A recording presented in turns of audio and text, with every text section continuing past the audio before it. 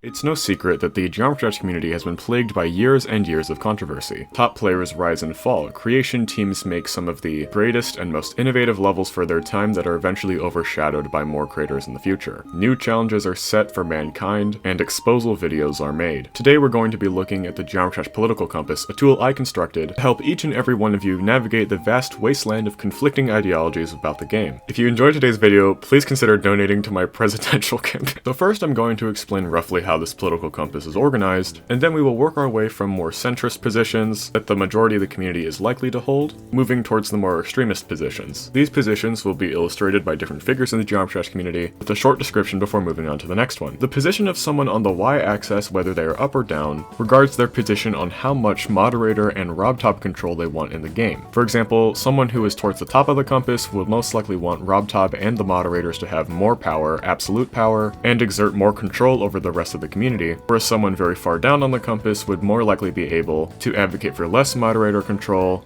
and for example, less strict guidelines about which levels are rated and which community members are accepted. Position on the x-axis will show how much a community member is hierarchical in nature, and how much of a gap in power there should be between your average Geometry Dash player and top community figures. For example, someone on the far left would want almost every level rated as long as it didn't break any major community guidelines, and someone on the far right would only want the best of levels to be rated. It should be noted that these are all rough approximations of these community figures. Some are going to be quite a bit more extreme than others, as you will notice as we go on. It should also be noted that this conversation generally excludes popular political philosophers within the game, such as Karl Blochs and John Deadlock. Starting in the moderate ring, we have Kawaqii. Kawaqii is a very interesting case because he is every single political ideology at the same time. All of these perspectives tend to cancel out and land them pretty much in the center. Next, in the liberal right corner, we have Denny. Denny is more genuinely moderate, however leans to the right ever so slightly, as he does charge money for tips and tricks on how to get better at Geometry Dash. Next up we have gdcolon. If not for a couple factors, gdcolon would most likely be at the very center. However, he does tend to have a lot of distrust in Robtop and his ability to place coins and levels, as well as his ability to make sight-readable gameplay, positioning him a little farther down on the political compass. Due to his humble attitude towards his accomplishments, I have placed him just slightly to the left. Pride is a very similar story, however by default has slightly more trust in the moderator system and Robtop.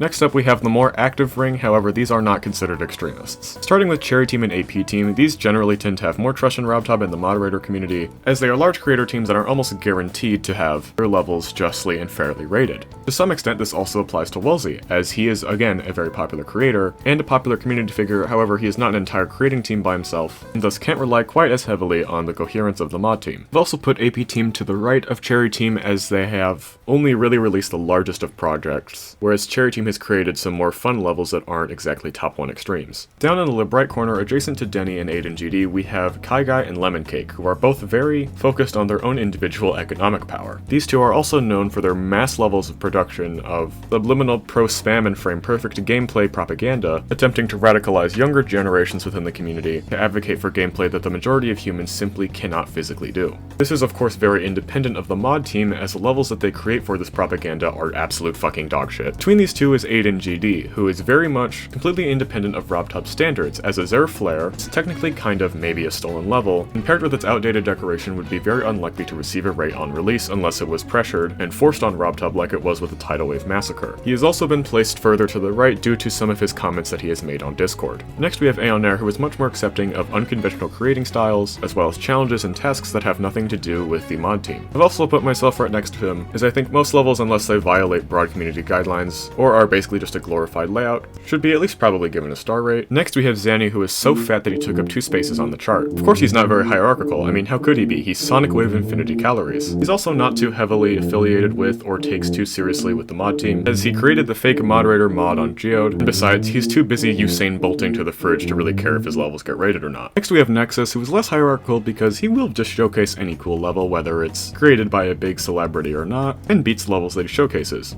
On the other hand, FNMO4 will showcase stuff that's usually created by larger names, but occasionally something created by a smaller name if it has a high chance of getting raided, or generally recognized throughout the community. It should be noted that FNM has retired from his political career, except for when it's time to showcase Eternus. Twit12 is also very much able to rely on the mod team as he's a very good creator, and is a little less hierarchical, showing cool clips made by literally anyone on his Daily Dose of GD channel. Next we have the political extremists. Some of these are more extreme than others, however I have only limited us to 3 rows for time's sake. Some of these community figures are quite controversial, while others are simply just put here because they are ever so slightly less moderate than someone who is directly next to them closer to the center. Started off all the way up we have Viprin, who of course is very trusting in the moderator team as he is one of the elder mods. Trusting the system because he pretty much is the system. Right next to Viprin we have Pocky Winefish, who is extremely hierarchical because he thinks that he can just pretty much release garbage, and the stupid poor middle class / working class will just eat it up because it's a really hard level. On the most extreme authoritarian right end we have the Real Mike. Real Mike is extremely hierarchy oriented because if he has more power he can get away with a lot of the crazy fucking shit that he says all the time. While his approximation towards the mod team is very close, it's not because he necessarily likes the mod team or how they run things, but rather that if the mod team were comprised of people like the Real Mike, there'd be an extremely strict, almost religious upholding of large community figures and lots of media repression regarding any potential scandals that someone like the Real Mike possibly has been in. Another signifier that the Real Mike is very far right is that he appears to have not taken a shower since Element 111 RG was created. Below the Real Mike is Stormfly, who is not quite as radical as the previously mentioned people. Stormfly is very much leaning on the side of hierarchy as he considers much of the community's criticism as completely worthless and only really associates himself with high-profile projects. He's also very trusting of the mod team because every level that he's created is guaranteed to be rated as long as he puts the words "the hell" at the beginning, and if you mention this to him, you will probably get disappeared. Below Stormfly we have Riot, who again isn't quite as radical. I've only placed him this far on hierarchy because he's very much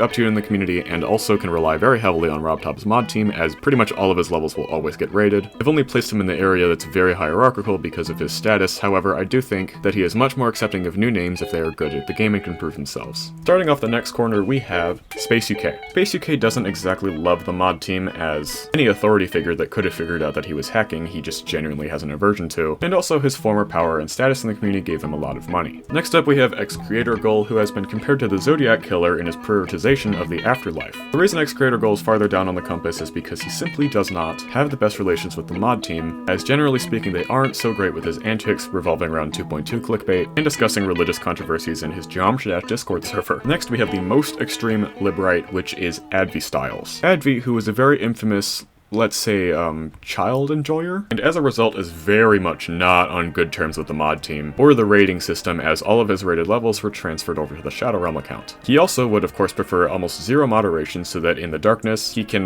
do stuff. He's also extremely hierarchical because of his immense amount of power and subscribers and following on the YouTube platform, which is the only reason that he still exists in the community to this day. This is pretty much the same case for Krazen, however Krazen had a much smaller following on YouTube and therefore is just slightly less hierarchical. Next to these two we have just a GD player, who I've put down here with Noctifly, not necessarily because these two are fucking evil like the previous two I mentioned, but mostly just because they're assholes and Robtop probably doesn't like them. Next to these two we have Absolute, who is of course the extreme opposite of Robtop. This man is an absolute, pun absolutely intended, anarchist, giving everyone equal access to every single hack in the game, such as speed hack, no-clip, botting, etc. with his mega hack tool. The only reason he's slightly more hierarchical than some people on this list is mega hack costs a little bit of money, which is more than fair, but it's slightly less communist of him. Next up in the most extreme lib left we have W Popoff. W Popoff kind of just does whatever he wants. Again, will take on challenges that have nothing to do with the rating system, such as beating Slaughterhouse 5 times, while also not handling the game in an extremely over-serious hierarchical manner, staying true to his roots with the default profile picture, and just playing the game for fun even if he's absolutely fucking cracked at it. This is also the case with Slink, however a lot of Slink's accomplishments are more aligned with the rating system, so I've placed him right above W Popoff. Again, skipping over Zanny's fat ass, we have the bald legend himself, Eric Van Wilderman. EVW is probably the most wholesome, least hierarchical guy I can think of, sending pretty much any half-decent level to Robtop during level request streams, and just having fun with it and the content grind. In the very corner of this area we have XN, who is also not hierarchical at all as he will showcase pretty much anything, and can rely on the mod team to raid his levels, even if they play like shoving a gun up your ass. There's not much to say about Joseph, Stolly, and GD, or G-jumping. Dude, do these puns count as dad jokes? Are they that bad? I mean, I'm not a dad, at least to my knowledge.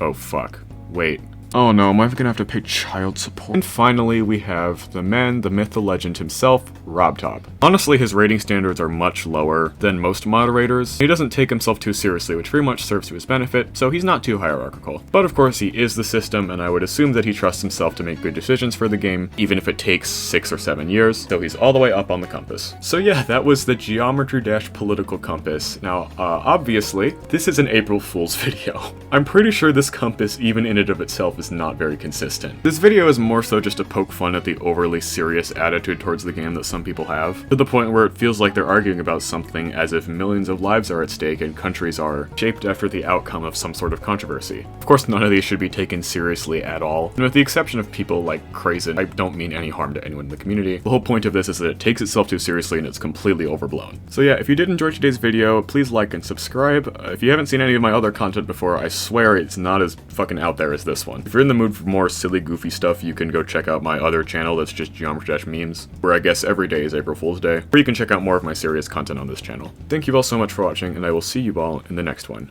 Goodbye.